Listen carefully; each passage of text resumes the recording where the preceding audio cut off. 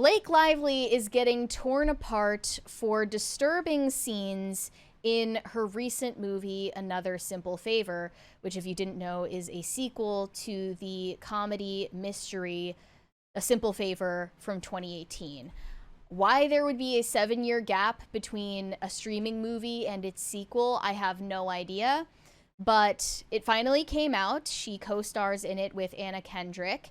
And I was shocked to find out that there are themes of a word we cannot say. Insist. Bincest. Insisting is happening in this movie. I don't know how else to say it. The last time we tried to cover a topic like this, YouTube demoted us and shadow banned it. So no, didn't even shadow ban it. Did not allow it to. We weren't even allowed. That was my fault. The thumbnail was untoward. But at that time, when we were talking about White Lotus, I expressed frustration that Hollywood can continue pushing these disgusting, degenerate themes on the audience and not have any pushback whatsoever. They're allowed to have a platform, right? But when we want to just react to it and discuss it as members of that audience, we are actively censored in doing so. So I just think that's a ridiculous double standard. But we're going to get into Another Simple Favor and how they incorporated incest into the plot of this movie. So it's not just the sequel. The first movie, A Simple Favor, also had themes of incest, including Anna Kendrick's character. There is a scene in the first Simple Favor movie where Anna Kendrick is shown having full-on intercourse with a character who is later revealed to be, in the movie, her half-brother. So Blake Lively's character ridicules her for being a brother effer. We all watched Clueless. It was a slippery slope. Look, I am always willing to defend Clueless. So am I, but it's a slippery slope. I really wish that weren't the case, but it's starting to seem like Hollywood is putting a concerted effort into pushing this specific theme on audiences. Not only with the incest scenes in the recent season of White Lotus, which the showrunner Mike White openly defended, and he seemed to think were erotic, not disturbing. But also the themes that are in Another Simple Favor. And I was actually really surprised to see this headline in People magazine. After The White Lotus and now Another Simple Favor, is Hollywood taking incest storylines too far? Here's the subhead. As a Christian, I have felt increasingly uncomfortable with plot lines in The White Lotus and new comedy Another Simple Favor. So 2 things. It doesn't matter where you take insist, it's always too far. Like, what is their idea? Like, be like, okay, break it down for me. Where is the not too far part of this storyline? There's no part of an insist storyline that you can do in moderation. None of it. Just either none of it or where we're at now, which is just we're accepting this. And then secondly, I don't understand why you need to be Christian to object to this. I myself am a Christian, but I would never say I object to these incest storylines in new movies and TV shows just on the basis that I'm Christian. The vast majority, at least I would hope, of people in society today do not consider this acceptable, do not think of incest as excusable or funny or hot. Reminded me of, I tweeted this the other day because I saw this. If you were Superman, which one would you make your girlfriend? One of these is not like the other. I can't see it. It's all manner of Lois Lane except for 2, which is Kara. It's his cousin. Oh, gosh. What are you doing? Well, this is even worse. It's engagement bait. So let's get in the detail. Never did I anticipate writing a story about the rising inclusion of incest storylines in mainstream media. However, it needs to be talked about. As a Christian who works in media, such storylines aren't something I personally want to see across the content I consume.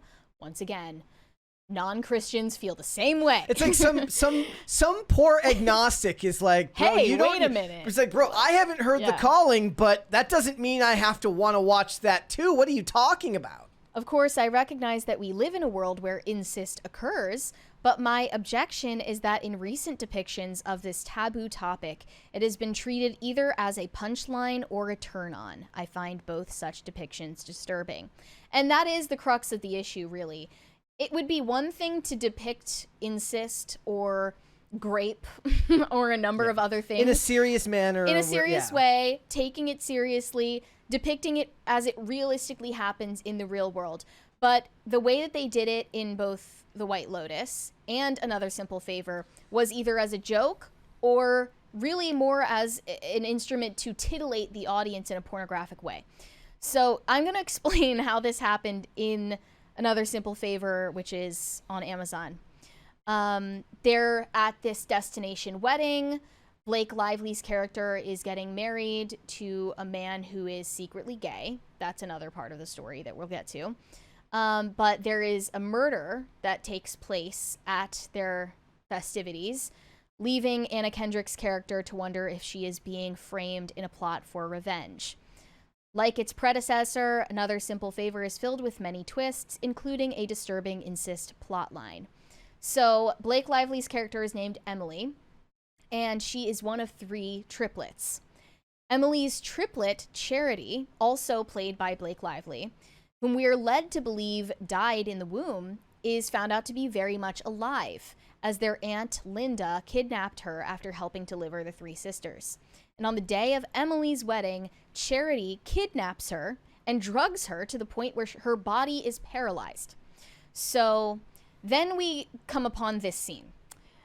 Repeatedly noting how they are one and need each other, Charity cuddles up to Emily and caresses her, telling her she's, quote, only ever going to make you feel good, so good, because it makes me feel good. At one point, Charity offers to show Emily how they can feel so good at the same time, leading to Charity appearing to slide her hand down Emily's underwear. Emily, and this is just 2 CGI, like Blake Lively's doing this double scene. Emily, unable to move, looks on in horror. Then Charity hops on top of her to kiss her. So then they cut in the middle of this scene to Emily, her character, explaining the story to Anna Kendrick's character, who says, so Charity is a sister effer? This is played as a joke. Yeah. This is played for laughs. None of this is considered like a disturbing scene where one character is getting incestually graped. I hate having to use these stupid terms, but like I have no other choice because we're being, constantly detected by the algorithm. It's all played for laughs. And the way it was played in White Lotus was basically just as a turn on, as this writer said. And then another aspect of this is that Blake Lively's character is a beard for her husband. She marries a friend of hers who is gay so that he can continue having a secret relationship with his gay lover. And in return, she gets a lifestyle and money and fame. And some people believe that is a nod to Blake Lively's real life marriage. Oh, yeah. They believe that Blake Lively is Ryan Reynolds' beard and that he is secretly in a relationship with Hugh Jackman and that they're both secretly gay.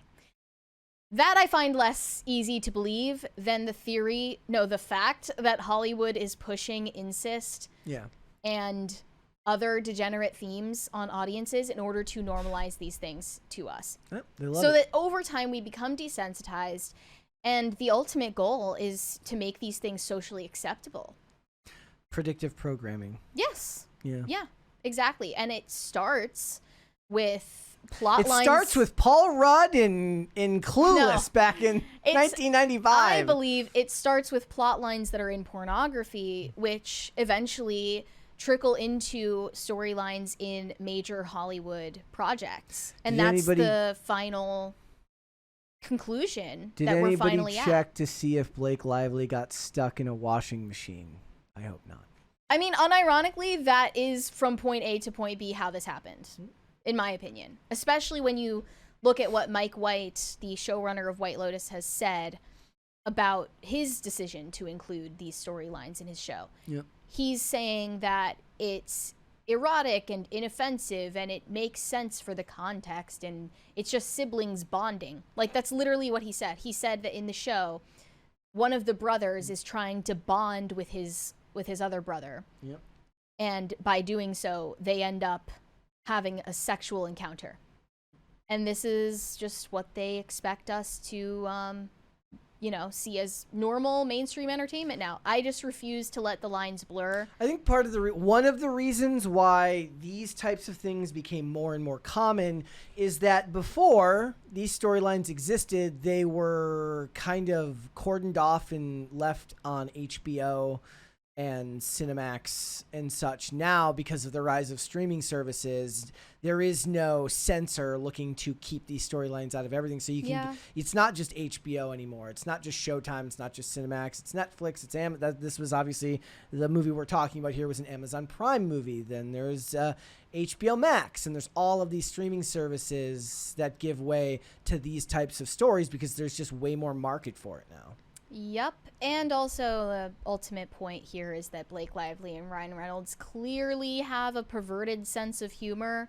And that is to put it lightly. Yeah. That's an understatement. Thanks for watching. Listen to full episodes of Pop Culture Crisis on Spotify. Keep up with us on social media and make sure you subscribe and ring that bell so you never miss the show. Bye, guys.